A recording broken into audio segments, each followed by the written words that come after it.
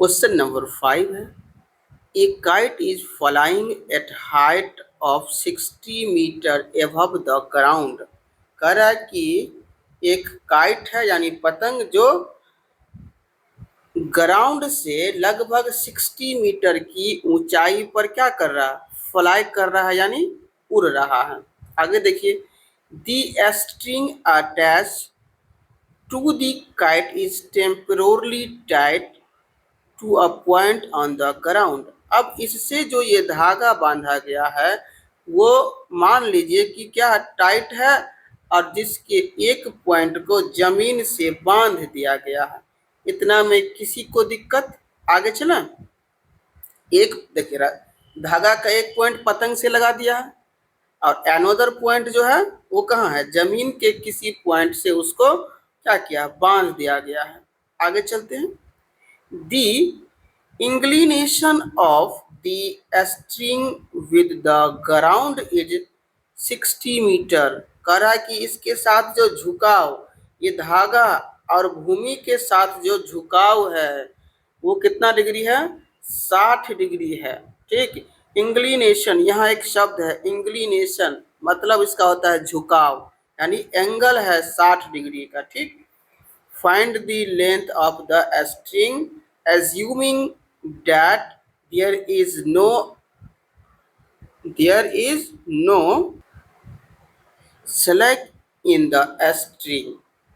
यानी जो ये धागा लगा हुआ है इसमें किसी भी प्रकार की क्या है, मान लीजिए कि वो ढीलापन नहीं है, बिल्कुल टाइट है। एज्यूमिंग यानी मान लीजिए।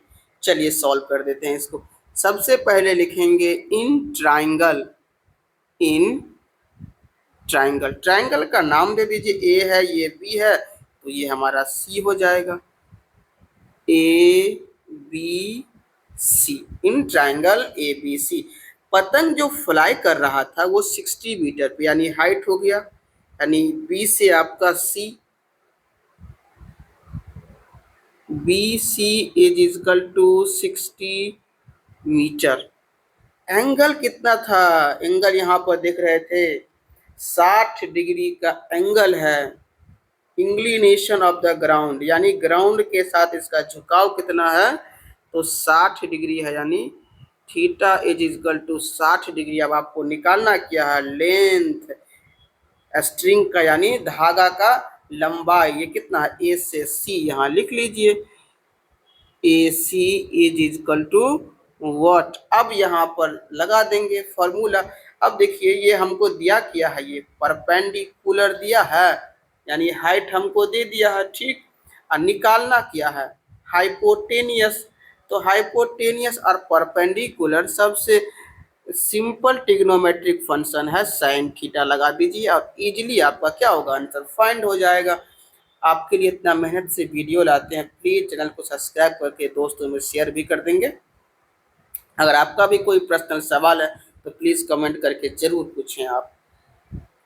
Sign theta is equal to हो जाएगा ये परपेंडिकुलर यानी बी सी बाई ए सी,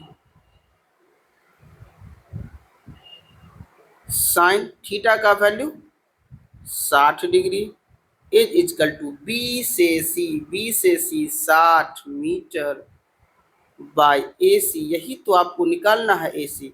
अब बताएंगे बच्चे साइन 60 का वैल्यू कितना होता है, √3/2, √3/2 is equal to 60/AC। Cross गुना कर दीजिए इसको इससे और इसको इससे, √3 तो √3 रहेगा हमारा, गुना में आ जाएगा क्या, AC ये हो जाएगा 60 दूना 120, ये यहाँ पर है तो जाएगा कहाँ, नीचे। AC is equal to 120/√3। अब इसको परिमेयकरण यानी रेशनलाइज करना पड़ेगा। और रेशनलाइज अगर आपको ना समझ में आता हो तो एक बार हमें कमेंट करें और हमारे चैनल पर विजिट करें, अच्छे से इस चीज़ को समझाया गया है। चलते हैं, AC इज इक्वल टू,